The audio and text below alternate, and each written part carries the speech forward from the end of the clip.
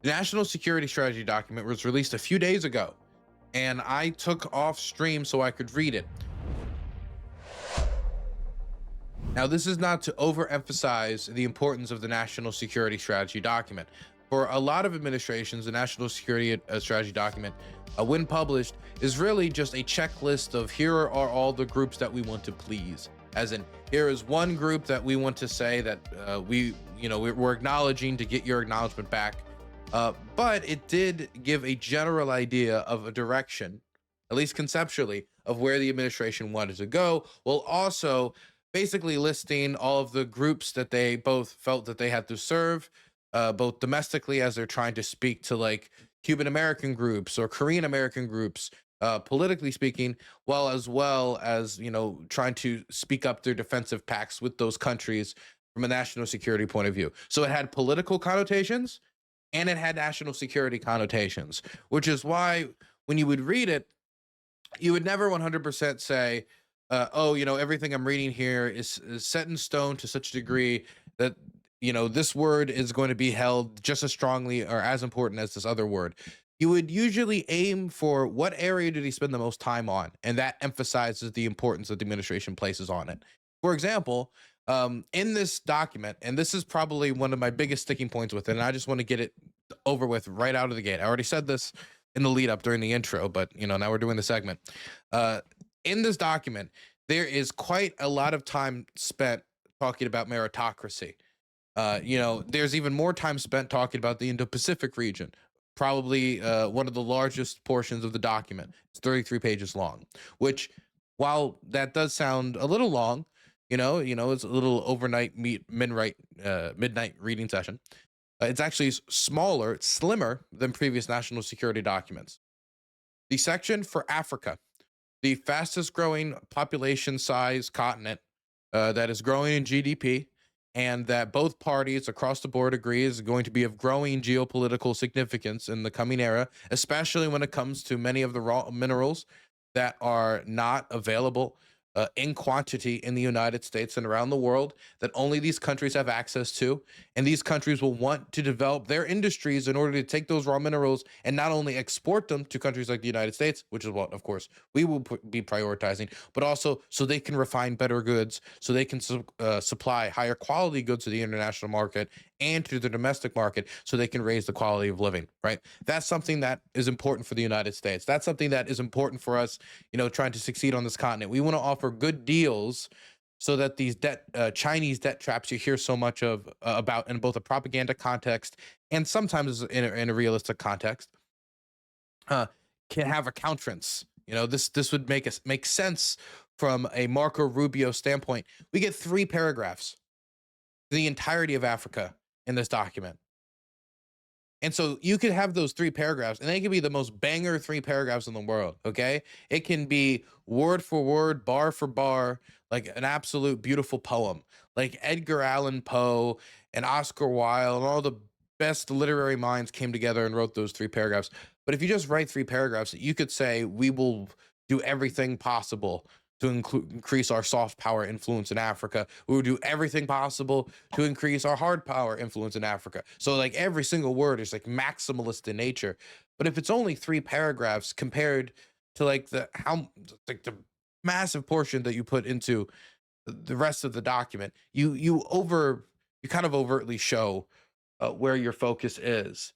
And I think this is going to be part of the reason why I don't think that Donald Trump is going to be an effective peacemaker in the continent, is because he's not willing to use the hard force necessary to intimidate the forces that he would want to make halt if he wanted to directly intervene, as well as there being a lot of domestic opposition to a type of, you know, ground troop approach to warfare right now, due to this forever war vision that he spoke to a lot on the campaign trail, and he doesn't want to look like he's going back on his promise.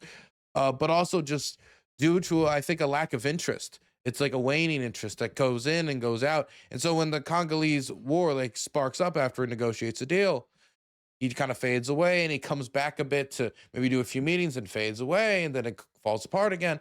And he's not willing to solve the issues at hand. He just wants to do a few high pressure meetings which both sides will try to amend their schedules to, because they understand they're talking to the president of the United States. Is a very influential man, is a very powerful man, but he never addresses any of the key issues at hand.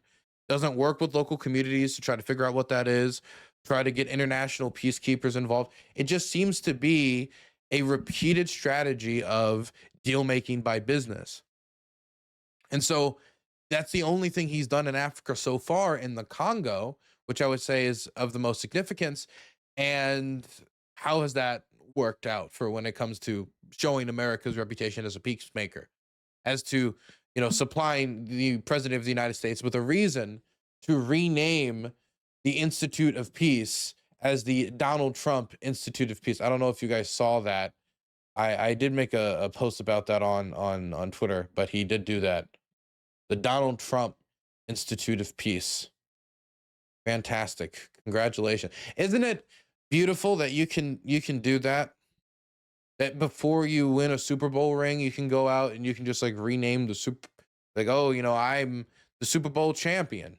Before you win a before you've done anything of regard in that element, just, I am the champ, I am the king, I'm the number one. I think it's just, if he really believes, if he verbalizes it, it will actualize it. But this type of business making approach to peacemaking has not worked in the Congo. It has not worked in Thailand and Cambodia. And it has been, so far, I would say, only successful. Mr. Burns, your slide is wrong. The United States has no security strategy. Thank you. I appreciate that. Thank you for the kroner. 3 paragraphs, man. I still can't get over it. And anyway, I was upset about the 3 paragraphs, but the emphasis in this document is definitely placed on China, and is definitely placed on lecturing the Europeans and about reworking our national security strategy to come back towards the United States, bringing our resources, maybe less invested in the transatlantic, more invested in the Indo-Pacific due to its rising population and global standing on the economy, and domestically in order to try to limit immigration. So we're going to get to that in a second, but I want to go through just a bunch of bullet points, because I really do have quite a bit here of stuff that I just found interesting when I was reading it word for word. Number 1, the claims for the wars that this document claims that Donald Trump has settled. And I'm using the word settled because that's the word that they used. And if I would say that a conflict has been settled, then I would say that it's over. Like, I would say, like, the East-West German conflict is settled. Not as in that there's no problems anymore between the East-West German economic divide, but nobody has guns. There's no bombings. There's no like huge like patrols between them dividing. There's no nuclear arsenals. That's over. The Confederate this American conflict, that's settled because the war's over, right? This is what I would mean by settled. It's done. Yeah. Now the conflicts that he is saying, that this document is saying that he has settled, include Cambodia, Thailand, and one of the stories we are going to report on today is artillery bombardments from the Cambodian side, killing a Thai soldier, leading to jet responses. Exactly what happened first, and who fired first, is being alleged by both sides. Of course, you started first. We're going to try to find more out about this as it develops. I talked a little bit to my contact in the Thai government today, but when I asked my contact in the Thai government about the chances of escalation, let me actually read it literally word for word. It was very simple, so you guys could get an idea of where we're kind of sitting at here. I sense further escalation. There it is. And I quote, I sense further escalation. This is somebody who is around the foreign ministry. Now, look, that alone doesn't mean that he can't make peace. But when that's that's the first example. And that's falling apart today. And it's not the first issue. Not a good record. Kosovo and Serbia is something he said is settled. Now, they're not actively firing off in Kosovo and Serbia, But there was like an escalation of tensions where he came in and he said business, business, business. He tried his business strategy and it kind of worked. And you want to know why it worked? Because the people involved had motivations for it to work. Kosovo, because it wants to maintain a good relationship with the United States. It has a historic relationship for the United States for obvious reasons. And the Serbians, because the Serbians have done a lot of like kind of balancing act deal making. They have, despite their proximity to the Russian government, have actually sold quite a lot of weapons to Europe that have ended up in Ukrainian hands. Despite their proximity to the Russians and the deals that they do with them, they have been able to actually establish some working relationship with the Ukrainians and come to a settlement with the United States. The United States in this instance, because they want to do that balancing act, not in the exact same way that Belarus does, but in a slightly similar shade in the way that Belarus did, in the way that they balance between the East and West in order to make deals from both sides. And so the Serbians were willing to make a deal to decrease tensions in that moment, but that doesn't mean the issue is settled. Serbia hasn't recognized Kosovo as an independent country. Kosovo hasn't gotten enough countries to recognize it as a country in order to get recognized as a country. The people in Kosovo might just actually want to be part of Albania in the first place. But then you have to go to the Albanians and have a referendum done. Like, hey, will Kosovo be part of Albania? There are nationalists in Kosovo who do not want to be part of Kosovo, who are Serbian. There are Serbians like this. This isn't a settled issue. He was just able to decrease tensions momentarily. But again, the word they used is settled. DRC Rwanda. ISIS militias have continued to massacre people. The M23 rebels have continued to clash with pro-Congolese government militias in the previous days. To me, doing this like it's a daily occurrence. This is not something that is surprising. There have been kidnappings. There have been villages attacked. There have been killings. So I would not call that settled. Pakistan. Oh, and by the way, if we're going to talk about settled, can we actually just go read? I'm sorry I'm taking so much time on this for a moment. Just read what settled is, because this is a later story I wanted to cover. But I just wanted to read what settled sounds like. The rebel chief. This is the rebel chief of the Congolese M23 rebellion. Right, listen to this. The rebel chief, Sultanai Mankangi, Kenga. Sorry, I'm very bad at pronouncing these names. Asked the students, do they understand that only forces can free their country from the misrule by the government in Kinshasa, which is the government capital? Yes, Commander, they shouted in reply. A video of the event shows. But they won't be putting on fatigues. These new rebel evacuatives compromise the civilian front line and campaign by M23 rebels to entrench a parallel administration across the tracks of the Eastern Democratic Republic of Congo they seized in lightning advance in January. The course took place in September near the town of Rutushu in the Congo's North Kivu province. There, the civilians' attendants learned the basics of handling weapons and did some military exercises. But the forces, according to the 4 trainees in M23 charter, a document outlining the group's doctrine, was more on the Congo's troubled history and how to build a new federal state anchored in good governance. So look, they're entrenching the M23 rebels. The agreement was that Rwanda would stop supporting the M23 rebels, and then the Congo eventually would take over this land. It would get it back in some ability, in some way. And the M23 rebels were not even included in the conversation to begin with, which was a failing point of that. Again, not speaking to the local forces, not contacting all the parties involved. They actually went to the UAE to start a conversation. So M23 is continuing to push on for the rebellion. They get their weapons from Rwanda. I don't believe that has stopped. I have yet to see any evidence that has stopped. And so what has been settled? And they're hardening their hold on the areas that they control. Talking to the locals, trying to build trust, trying to train them on weapons. I mean, the size of the territory that has been taken by M23 rebels is roughly the same size as Rwanda itself. Settled. Anyway, let me just throw out a few more of these that he says. Again, sorry. document, not Donald Trump, of course, but the document says he settled Pakistan, India, Israel, Iran, Egypt and Ethiopia, Armenia and Azerbaijan, and Gaza. Look, there's achievements that I could see in like a few of these that he could speak about, but when he just uses the word settled, I mean, the way that Trump's lingo has sinked into every part of our government's public presenting face, it really degrades public trust. When you go into an airport and you see Kristi Noem on the little airport terminal speaking like the King Emperor needs you to hear his address.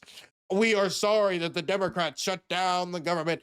We are working to save the country. And you're just, I'm trying to fly to visit my family for Thanksgiving. Why is this on the airport terminal? And it's this way that the government communicates that is just ridiculous. It's over the top. It's overly partisan. It makes it so people who don't sign on to that are immediately going to check out, are immediately not going to listen to it. Where I, as somebody who doesn't check into Donald Trump's ideology, doesn't check into what he believes, doesn't really believe in what he believes, I want to, try to consume this. But going through this document again and again and again, that type of lingo seeped into this. And this was not written by Donald J. Trump. Obviously, it's influenced by him. This would have been probably likely penned by Elbridge Colby. Pete Hegseth would have obviously had some influence. I imagine Marco Rubio would have had this pass his desk before it was released, but it would have been probably the people in the immediate circle at the Pentagon who authored this, yet it still stinks of that lingo, and it makes it harder to consume it. Honestly, I had to take breaks from reading it because it was just so just came off like drivel at times, and the way they talked about exactly the glory of the administration. It wasn't the worst that I've seen, but starting it off like that, it was pretty bad. Anyway, besides that, I do want to put out there that a few other points that I thought were important to mention was that they thought it was the elites that have placed destructive bets on free trade and globalism. It was the elites that did that, and it was terrible. This bet then hollowed out the middle class, and America's military and economic preeminence depended upon, and then allies sucked us into conflicts that are not our own. Now, the elites framework, I mean, this framing from Trump is not unexpected. Again, this type of language constantly seeping into this document. The elites did this, the elites did that. Speaking to a political audience while also trying to get across what we actually want to do. Allies suck us in the conflict that are not our own. After 9/11, we dragged Europe into wars in the Middle East. That's what we did. That they didn't have to go along with, that there were even protests against. We also dragged countries into wars in Iraq. We did that. That was something we did. Now, when we say allies suck us in the conflict that are not our own, what are we talking about? What conflict exactly? What ally sucked us into a conflict that was not our own, where we suffered significant casualties in the last 20-something years? I mean, I could say by proximity, by being related to X country, we were targeted in the Middle East. You could say that in relation to Israel, maybe. Because anytime Israel does something, they're often supplied by, of course, U.S. weapons, U.S. intelligence. They're a U.S. ally. Militias in the Middle East will often lash back at the United States. So, maybe if you talk about a conflict between us and Iranian-backed militias throughout the region. But the casualties in representing U.S. soldiers has not been that substantive. You could probably say some of the sponsoring of militias during the battles in Iraq, for example, Syria sponsored quite a few. They let people out of prison to go, have fun in Iraq fighting U.S. soldiers. You could point to that. But this idea that, our allies have sucked us into conflicts that are not our own, I assume this could really only point to the war in Ukraine. But this is something that we explicitly said, Ukraine, post-Soviet collapse, we will starve you unless you agree to give up your atomic weapons. Don't worry, will guarantee your territorial sovereignty. And then their territorial sovereignty was threatened upon. And then we asked them to hold back on striking Crimea. We asked them to hold back on doing this, hold back on doing that, until the point where we are today. And then we say, never mind, this is not our responsibility. If it wasn't our responsibility, then why was it our responsibility to tell Ukrainians not to fight back in Crimea? Why was it our responsibility to tell the Ukrainians not to do long-range strikes, or not to target the oil refineries, or not to do this, or not to do that, or not to do this, and that? Things that would have helped their war effort, but might have not helped the previous administration politically, or the administration before that, or that politically. Anyway, I want to keep going through this. Golden Dome. The Golden Dome does get a shout out, an explicit shout out. And so North Korea does not get a single mention in this document. Golden Dome does. It says that it's important due to a modern nuclear deterrent. Now, I just want to throw out there that if a Golden Dome program was successful and we could really intercept any atomic weapon, the fear from China and Russia, without a structured agreement for us all to bring down our stockpiles, if we're going to be making that type of investment, they could, A, try to do the same thing and then nullify it, or B, try to increase the supply of weapons they have in an effort to try to overwhelm our systems, which I think is a likely outcome, definitely for the Chinese, who have increased their quantity of systems. And so I will ask, what exactly is the end with the Golden Dome? I mean, we're investing something like over 100 or like tens of billions of dollars to possibly over 100-something billion dollars. If you really want this to be successful, and we don't expect the Canadians to carry any of the bill, it's going to be well over $100 billion, something that could be very useful in, say, in Ukraine right now or other locations. And if we're going to do this, what is the end state with this? Why is this getting an explicit mention?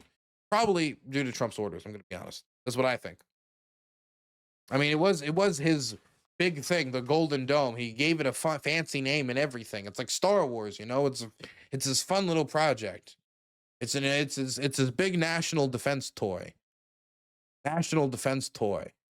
Continuing. Okay, so what they say they want from the world: stability, and want well-governed Western Hemisphere to prevent mass migration. A lot of mentions of mass migration in this document. Lots of mentions of mass migration. Again, no mentions of North Korea, even though every single previous document of this style has had a mention of North Korea.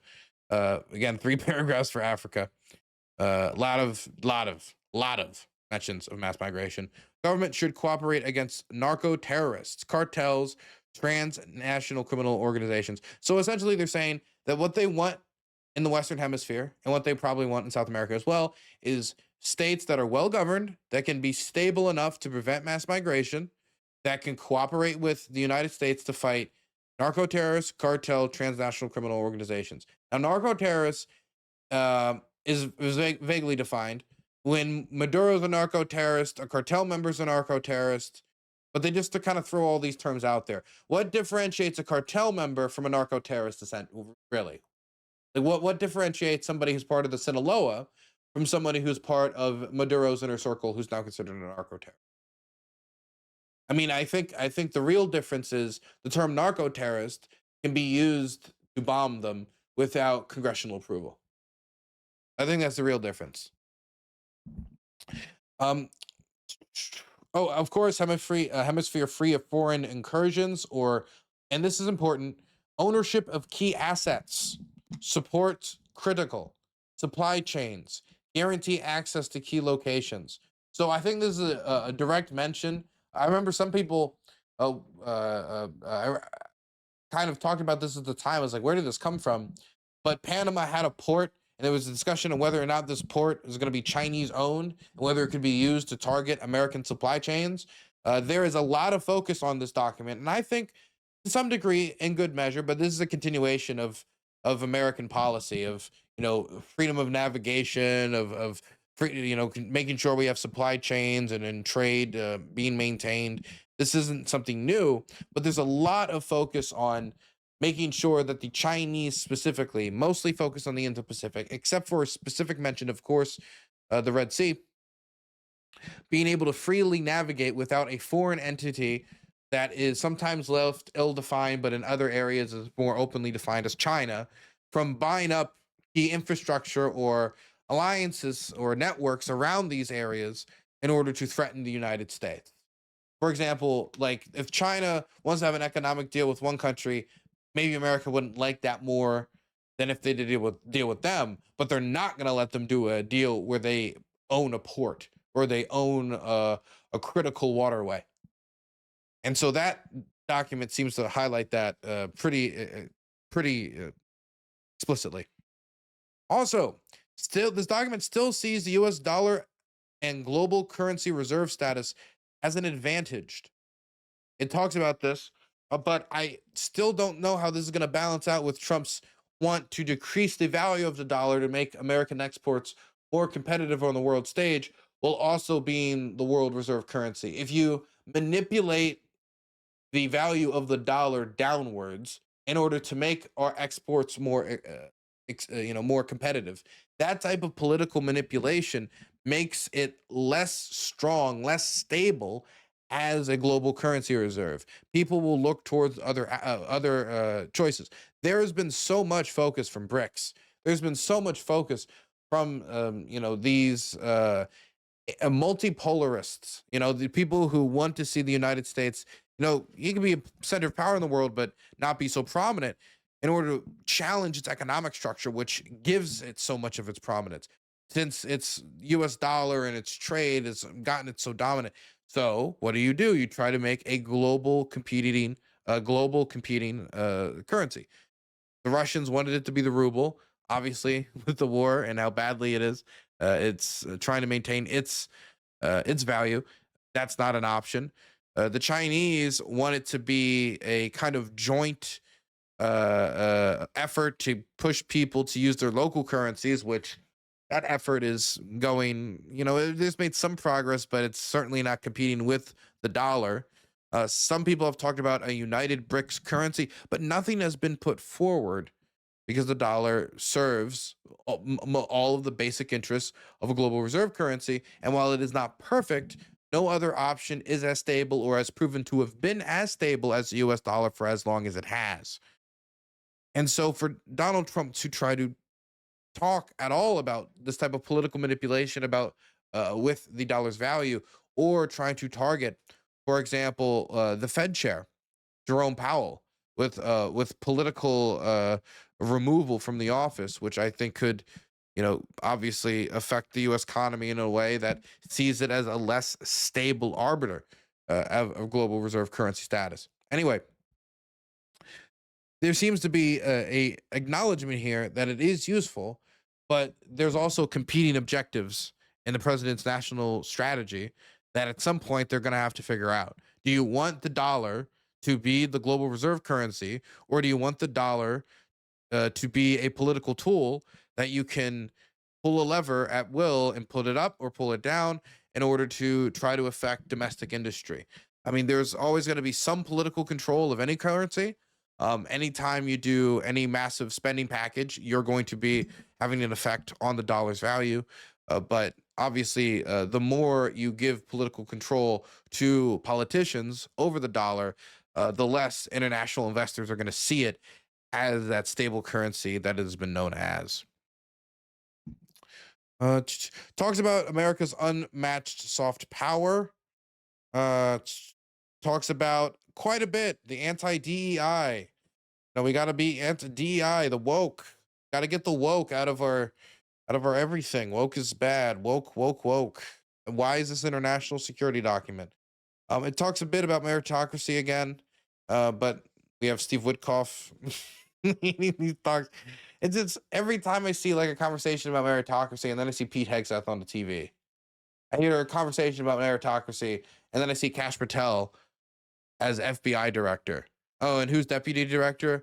Dan Bonagino. Okay. What qualifies Dan Bonagino to be FBI deputy director? I think I have a clip that qualifies him.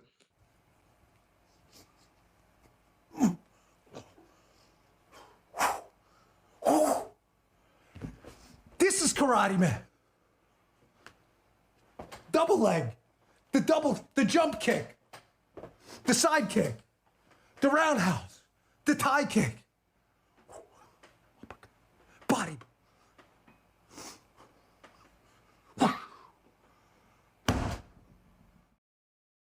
We got good people. We got good people up there. Remember, meritocracy, boys. We only have the best at the top. Not the loyal. Only the best. Only the best. Only the best. A lot of interest in emerging technologies and investing in emerging technologies at the same time that the president has been targeting funds subsidizing research and development, R&R. R&R. I mean, research and development, R&D, R&R, R&D. A lot of, by the way, you get to the strategy section of this document, and you can go read that if you want to. Okay, I'm not going to read that section too much, and the reason is there's a lot of cute wording. Like we're gonna twirl onward for freedom. There, you can go read that if you want. But let me Trump has cemented his legacy as the president of peace. The Abraham Accords and the 8 pieces that he discussed, just the 8 pieces, they just refer to it as. A world on fire where wars come to our shores is bad for American interests. I think that is an interesting section. I think that is a fascinating section. So I would then again ask, why is it every single time when we talk about the United States and its interest in ending the war in Ukraine, is it emphasize how it's not really much of our interest that whatsoever, because it isn't on our shores, when the entire point of our national security is to keep the wars away from our shores. If there is going to be wars, it should not be in my home. Anyway. But every time I hear that, like, I understand you say that, oh, this is in peripheral importance to the United States. Okay, you can say the same thing about Taiwan, but then you acknowledge that, whatever. I don't want to get too into it. I'm a diva, absolute diva. I have so many notes here. I really spent a lot of time going through this document. Oh, this was an interesting section. President Trump uses unconventional diplomacy. U.S. might economic leverage will be used to surgically extinguish embers of division between nuclear nations and violent wars caused by centuries-long hatred. So we'll use U.S. might and economic leverage to surgically extinguish embers. Now, the thing is, number one, I haven't seen a lot of that U.S. might being used in Ukraine leverage anything, or really much of the economic leverage outside of India. And after Modi's recent party with it, I mean, it really with Putin, it seemed like a party in the last 2 days, their diplomatic meeting. We'll see if that economic pressure on India goes somewhere. I think it's having some effect, but I haven't seen any of that pressure being used, but it's being talked about here. The bigger important thing here, though, to me, is surgically extinguish. If your strategy to extinguish this war is high pressure, fast negotiations that focus on trying to get the United States in the room, making business arrangements and deals and making money with everyone to make a win-win-win arrangement, while basically ignoring all of the deeper issues of the conflict, this really is looking at every war and every tragedy like a business arrangement. Oh, look, I mean, those massacres might have been awful, but how about we ignore the War Crimes Tribunal and have a trade arrangement? We'll make a Hyundai factory over. It takes a very superficial view of international diplomacy. And in some arenas where you have people who want to make deals, like the Serbians, like the UAE, like the Saudis, this type of deal making might actually work. And that back scratching has also personally rewarded Trump with quite a lot of money and his family with quite a lot of money. But it's not going to work in an area where, Cambodia and Thailand, you're talking about religious temples that people actually care about. Or when you talk about Ukraine and Russia, and you're talking about people's homes that people actually care quite a lot about, the 30% of the unoccupied Donbass that the United States is demanding that they give up. And so this type of deal making, when we elected a man to be a business leader, that doesn't mean we elected a man that knows how to be the type of surgeon that this national security document is asking for. Surgically extinguish requires somebody, when they do this type of high pressure stakes diplomacy, if you're not going to try to do it over a lengthy process and figure out all the finer details. If you're going to do that, you're going to have to be surgical. And that means you don't go in there without all the parties involved, like the M23 rebels. And so this makes it, I think, less likely for future deals to be successful, as people can just look at the previous deals failing, there not being that much backlash, and say, okay, all you have to do is placate Trump for a bit and you can get back to fighting. For the ones who don't just want to get a Hyundai plant out of it. I don't want to keep saying Hyundai. I don't know why it'd be a Hyundai plant. Who don't want to get another, a rubber plant, another rubber plantation, another U.S. technological investment, another 7-Eleven, whatever it would be. This document talks quite a bit about the primacy of nations, a lot about the evil of transnational organizations that are trampling upon that type of primacy of nations. I think the EU is probably used most evidently as the target of this type of vitriol. And nation states are a building block, but this felt like nation state slop.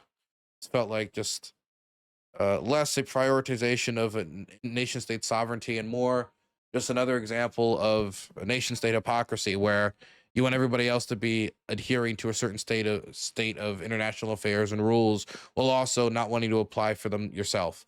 We're going to ask for other people to be wanted by international organizations. We'll cooperate with investigations into other parties. We'll never cooperate when it comes to investigation of our soldiers or of ourselves. So it felt like nation state slop a little bit. There's also a section about sovereignty and respect, about how the United States should not be manipulated politically and such. And I thought this was fascinating for a few reasons. But the main reason that I thought this was interesting was due to what the document talked about later in reference to Europe. Because not wanting other nation states to come in and get involved in, let's say, manipulating your elections or manipulating your public consensus to try to make it so, hey, more Americans are now against sanctioning X country because China actually makes all of our coolest products. And China, like, I can understand to a certain degree, if it definitely if it has to do with something that's actually a national security priority, why that can irk you, why you could be against that, and why if you see a nation state buying a bunch of ads that are saying, Americans, please, if you live on the West Coast, please give up your rifles. No one should have a gun. Guns are mean. Go sell it to the local Chinese diplomat. I don't know, whatever it would be in your head, but I can understand how that could upset you. Or, for example, trying to specifically spread fake news around an election. That's something that has happened in order to try to impact its outcome. So I can understand why the United States would want that. I can understand why they would highlight that in this document. But then you go forward to the section on Europe. And oh my gosh, we're going to have to spend a second on the section on Europe. But in the section on Europe, they talk about the need to promote European greatness. And they focus on how, as a global share of GDP, it has shrunken from 25% to 14%, and how this is so terrible. From 1990, it was 24 to 14% today, and how this is a sign of civilizational decline and erasure, or possibly worse. Yes, they do say, or possibly worse. They talk about they need to have a civilizational self-confidence, and to stop with the failed focus on regulatory suffocation. And then there's a few things that they talk about that they think is evil: censorship of free speech, suppression of political opposition, cratering birth rates. By the way, we're going to target the broadcast rights of news corporations that don't agree with us, but also stop censoring free speech. This is a fantastic administration. Loss of national identities and self-confidence, as we talked about before. EU, just broadly. Transnational undermining of political liberty and sovereignty is how they talk about it in the document.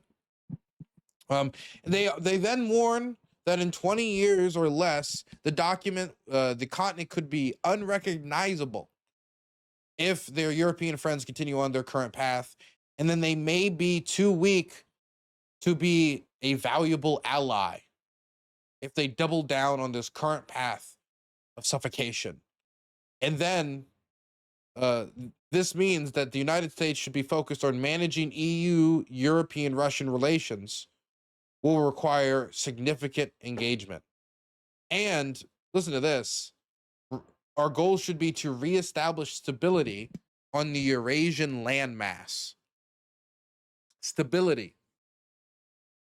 Oh, I understand wanting that to be the goal, but if we don't understand, again, this is the problem with, not being a surgeon. If you don't understand where the fractures are, where the cracks are, and you just want something to be fixed broadly, and you're just like, stop breaking. If you don't understand where the problem is, you're not going to get anywhere. You're not going to get anywhere. My goodness. I think we could just finish the EU section. We need to mitigate the risk of conflict between Russia and European states, negotiate an expeditious cessation of hostilities in Ukraine, stabilize European economies, prevent unintended escalation or expansion of the war, reestablish strategic stability with Russia, and enable post-hostility reconstruction. So this document is very focused on finding some way to find stability with the Russians and enable some sort of post-hostility reconstruction, rebuilding that allows us all to make money. And if you've read other articles that have been published recently about the type of deals that friends of the president are getting in order to make business in Russia, in order to get mining contracts, how Exxon is looking to restart business and restart operations as soon as sanctions are lifted, they're preparing for that moment. That moment where the cessation of hostilities stop on the front line for the president of the United States is the moment to start making money with Russians. That seems to be the current strategy that they have. Now, it's one thing to say, once everything is truly done, let's go make money with the Russians. It's another thing to say, let's make money with the Russians as soon as possible, before we know if they're truly interested in this being a long-lasting peace 5 to 10 years down the road, after the issue of Ukrainian occupied territories and whether or not they want to continue future invasions has been truly settled. Because if not, then all you're doing is paying for a future invasion. You're helping subsidize the economy that will start future wars with your allies, the same allies that went to the Middle East with us, sometimes even into some fool's errands with us, and that are our most significant trading partners on the globe right now in this moment. So, I mean, to just focus on stabilizing, I understand the interest, but you need to build up a architecture that will keep the situation stable, stop a future Russian invasion, and there has to be some strategy for if this fails, or you're going to just be left up picking up the pieces. Now, this section gets quite interesting. Unrealistic expectations are perched in unstable minority governments in Europe, while they suppress opposition and trample on basic principles, basic democratic principles and such. Europe wants peace, but it is suppressed. Strategically, this is important to the United States because the EU cannot reform if it is trapped in crisis based in said suppression. Growth of patriotic European parties gives cause for optimism. Help Europe correct its trajectory. We will need a strong Europe, and I quote. It discusses sentimental attachment to Europe that we might have, but how will majority non-European nations treat us? Is the counterance to us talking about, wait, when we look over there and how horrific everything's happening, we have some attachment to it sentimentally, of course, but how will these nation states treat us when they're not European anyway? In reference to the large migration some of these European states has had. Pretty rough section.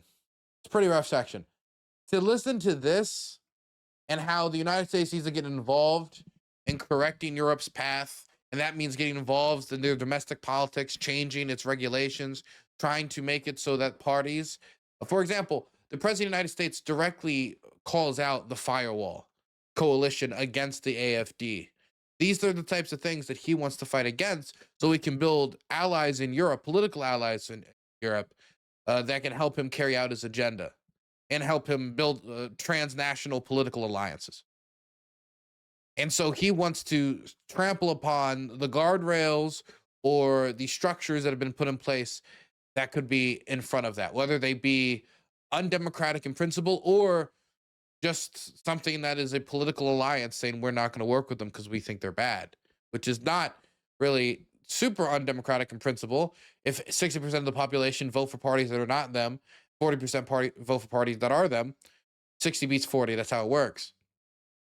Either way, this is a lot of dialogue talking about getting involved in European domestic affairs. And so I would not be surprised if EU intelligence agencies are now going to have to spend a lot more time thinking about not only countering Russian sabotage and infiltration efforts, but countering American infiltration efforts and seeing if, hey, maybe there's a question of Russian fake news operations. What if, is there going to start being American fake news operations?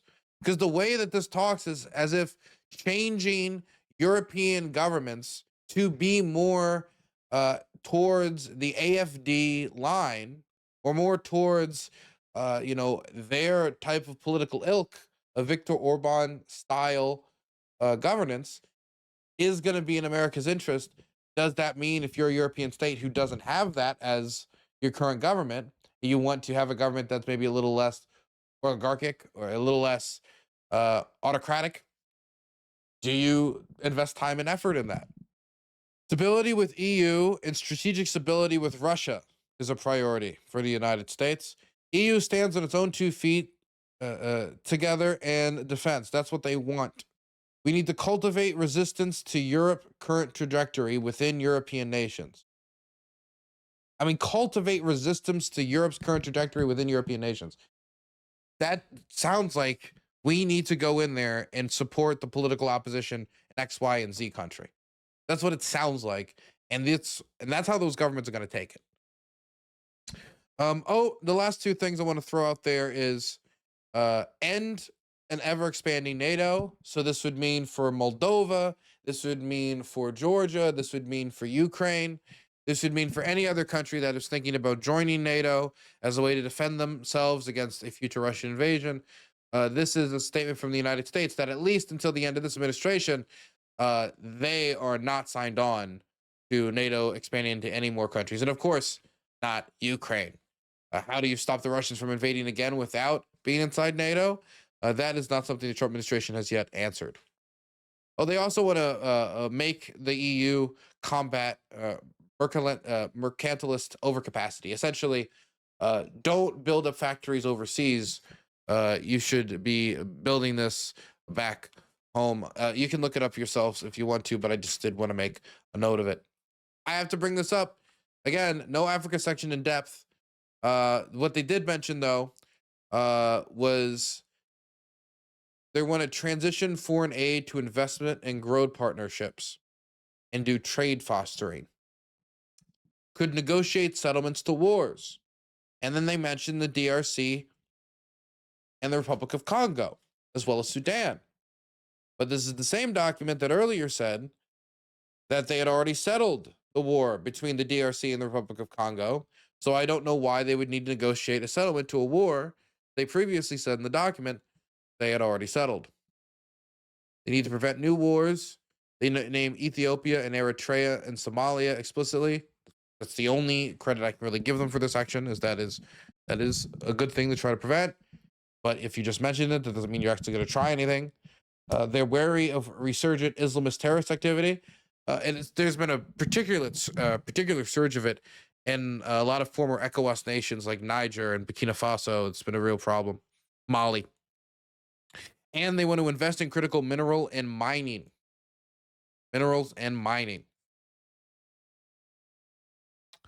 So that's it. That's the entire Middle East section. I thought there'd be more. I thought there'd be talk about like hydroelectric infrastructure or farming investment or Burns research, is an immoral, development, morally corrupt, bankrupt being man. there for something. But it's just do trade. Maybe we could settle some wars. Terrorism looks bad. Let's do some mining. Also, AIDS bad. Brilliant. Fantastic. Fantastic. Okay. Also, there's mentions here of like reviving our defense base. Doesn't really speak of how to do that. It talks about reindustrialization. It says it's going to do it through tariffs. So far, we've lost industrial jobs since the tariffs have been placed. But the other thing is new tech. So I assume that means robots. So tariffs and robots seem to be the strategy. They talk about energy dominance and establishing energy dominance while not listening to the climate change ideologues. Ideologues. So those who believe in climate change are ideologues in the national security document. Preserving and growing our financial sector dominance, control migration, stop drug flows, et cetera, et cetera. But I think that the most important thing here is for the next 3 years, our industrialization strategy is tariffs, which I do not think will work, and new tech, which is just technology. That's what's happening already. That happens with or without you. And if you're not investing in the research and development in order to get that new technology, then that's a passive effect. You can't take credit for that as the president of the United States. And again, president doesn't believe in climate change. Great for the future of the planet. No, we do have the Middle East. Let's do the Middle East. I thought I had Asia here. I think I do. I'll have to go back and get it. I want to do the Middle East and Asia, and I think that'll be enough. There's a bit more we could talk about, but I think I don't want to do this all day. I want to make sure that we can get into the other topics as well. For the Middle East, they titled it as Shift Burdens and Build Peace, which is essentially what the United States government wanted to do in the last administration as well. So this seems to be one of the few areas where there is supposed to be a continuance of U.S. policy. Now, I will say the administration starting this by bombarding the Houthis during this administration, during the early parts of this administration, earlier in the year, bombarding the Houthis, diverting resources from Pacific Command over to Middle East Command to bomb the Houthis at a rate that was literally unsustainable, as in we were bombing them at such a speed that we could simply not make the bombs in order to replace it in time, meaning that we were slowly draining our reserves at the same exact time we were saying we didn't have the munitions to supply the Ukrainians. And some of the munitions that were being used were munitions that both the Taiwanese would very much like, Pacific Command would very much like, and even the Ukrainians would very much like. So if we're talking about shifting burdens and building peace, then the burden has to be shifted to the actors in the region who actually do those physical actions as well. The strikes, the any action against the terror group or non-terror group. Israel may help Syria stabilize. The Israelis have been bombing Syria over the last few days. There have been some military infiltrations. Immediately when the power changed hands, they bombed a lot of Syria's reserves that they knew existed from when the Assad regime was in power, but they did not blow up during that time period as well. I do not believe that Israel, which currently occupies the Golan Heights and has expanded that occupation further, I don't believe they're going to help stabilize Syria. I don't. I think that for them, even though a destabilized Syria could be a source of instability for both Syria and the rest of the Middle East, through being a harbor for, terrorists and stuff like that, at the end of the day, a united Syria is what invaded Israel multiple times. It might have been done under Assad's father. There's been conflicts with Israel. There might have been, like the scuffle. But at the end of the day, a united Syria is a united front that might be a bigger problem. And so I do think that a united Syria poses a threat that is different than a divided Syria that is chopped up into regions and is too weak to even think about doing anything against Israel. And I don't really know how invested Israel is in helping Syria stabilize when they're taking these physical actions. You're going to have to get them signed onto that project. And currently, I don't see them signed on at all. And I don't know if Trump has or holds the skills to do so. I hope he does. I really do.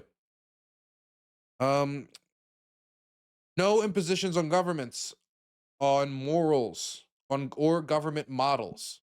So when we do diplomacy in the Middle East, we're not going to talk about diplomacy on an effort of like, hey, don't assassinate that journalist, don't throw that person off that roof. That's barbaric. That's not our job. Our job is just accept them where they are and do business with them, and try to do what's best for our country. We don't hold that framework for Europe.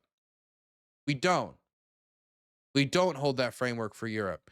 The document tries to defend that difference, as in saying it's better for our allies to hold values that are more closely aligned with ours when it comes to freedom and XYZ. That it's gonna make our balances, our bonds stronger and our alliances stronger, and it makes us all better together. But if that's the case, then wouldn't it also make sense if we were trying to build that type of relationship with the Saudis, which Donald Trump says we should defend, if they moved closer towards us, or should we move closer towards them? Because I think we've only moved. I mean, I guess, the Saudis now, like, women can drive, there's a few more rights, and we've moved a little bit towards them through how Donald Trump behaves. So maybe there is actually something to that. Expand the Abraham Accords, and protect the Strait of Hormuz, which is not surprising, as they talk about like freedom of navigation in this document, talk about free trade in this document quite a bit. It also seems that Trump really is buying into Project 2030 and trying to help the Saudis reinvest and diversify their economy, as well as the other royal families. I mean, Donald Trump has been very friendly with the royal families across the Middle East, and I don't expect that to change from reopening the sanctions. I mean, like, getting rid of the sanctions on Syria after being asked, approving over $140 billion in weapons to the Saudis, the recent deals on ship exports to the UAE after a UAE foreign minister invested $2 billion into a Jared Kushner linked firm. I mean, this type of deal making is the type of deal making Trump thrives in. I think Donald Trump actually does diplomacy better in a world of princes and brutal royals who he speaks that language much better. He speaks that language much better than I thought. So there's a few things here that I thought was important to mention. They want to target the exports of fentanyl precursors. This is something they've talked about before. Trump's talked about it before. This is not too surprising that it's listed here. He wants to target unfair trading practices, which has been talked about by the administration before. It wants to target propaganda and influence operations and cultural subversion, unless we're doing it to the Europeans, as we've talked about before. Let's mention, again, this type of stuff is mentioned multiple times in the documents, and they cannot imagine how that seems hypocritical. Want to improve commercial relations with India. This is at the same time that the Indians want to improve commercial relations with the Russians, which the United States does not want them to do, in order to try to increase pressure on the Russians without us having to take any of the economic fall for it. Instead, we make the Indians take the economic fall for it, as the Europeans and the United States still continues to get some energy products from the Russians. Oh, also, and I think this is the biggest thing, keep military overmatch with Taiwan. This is probably one of the biggest things in here that I wanted to note, because most of the Asia section, I think, is really pointed towards noting how important the Asia Pacific is for the global growth of not only the world population, but also when it comes to global share of GDP, on how it's not going to be that long until the Asia Pacific is a third to 2/5 of global share of GDP. And with the United States being right there and having allies like Japan and Australia and other partners we can work with in the region, like the Philippines, maybe Vietnam, we need to work to make sure that all that economic growth helps the United States by making economic deals with these countries, but also that no other power, namely China, could try to take hold of international trade passageways where 40% of global trade could be going through. And in the middle of a war or a crisis, the ability to threaten that gives a country a lot of leverage. And so a lot of this is focused on that. But the fact that they explicitly name keeping military overmatched with China, and the reason that they give is a military logic that has been given before, that the island chain that divides, U.S. allies from Japan down to Taiwan is stronger in the center, with Taiwan continuously unoccupied. And if Taiwan was occupied, China's ability to project power towards our military assets in Japan, towards our military assets in other countries, towards just other countries in the region, as well, of course, the 25 million people who want their own democratic republic, would be of no use. That latter part doesn't seem to be mentioned, but the defense of the island chain is. And so it seems that the document does emphasize that if we keep military overmatch, we can deter a Chinese invasion of Taiwan. So it keeps that basic logic that has guided American defense policy on Taiwan for decades now, and has helped prevent a war on the Taiwanese coast. So I think that's the last real thing to mention in the Asia section. So what do I think of the national security document? So there's some parts of it that obviously I take issue with.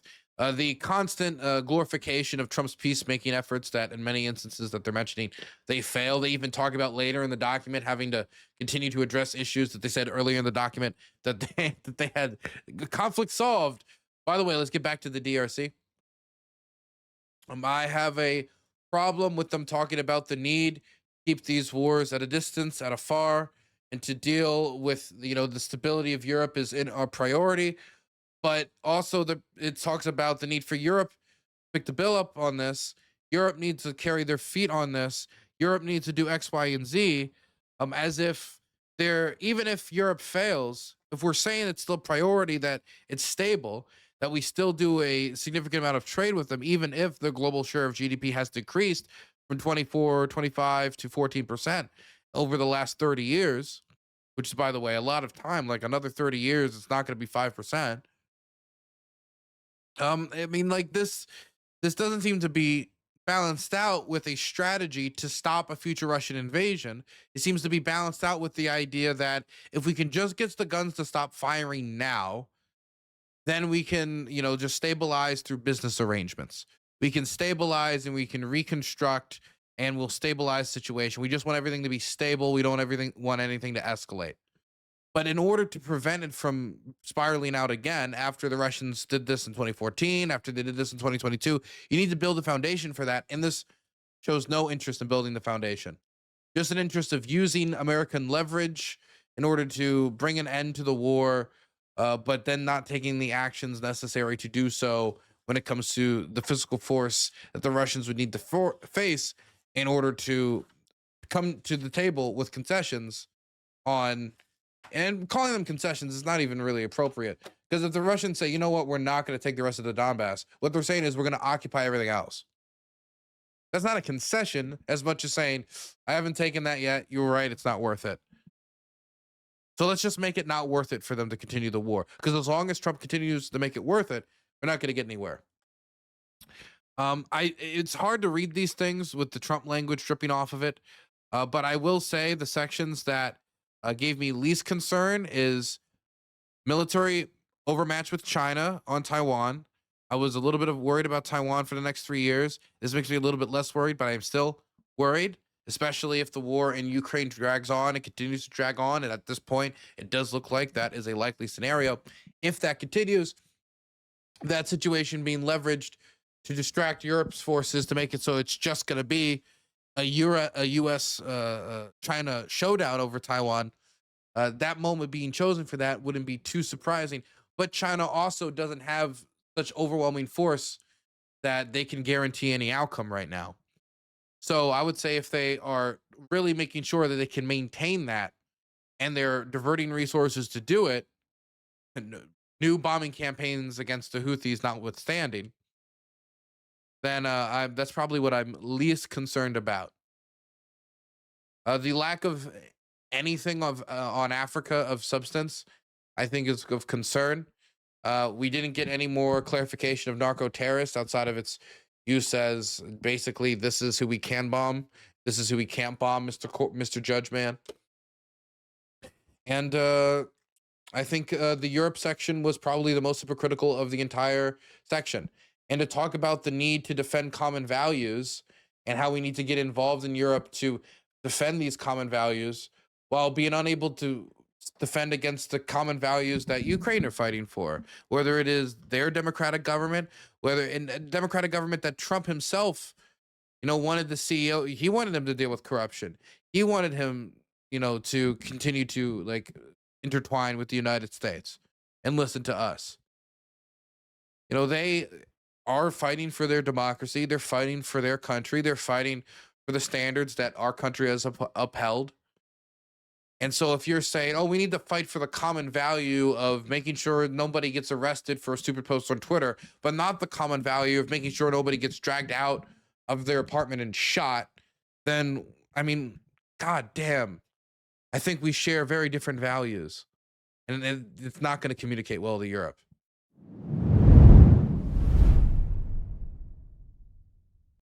Danabo's going to have so much fun editing this down, and he's going to have to.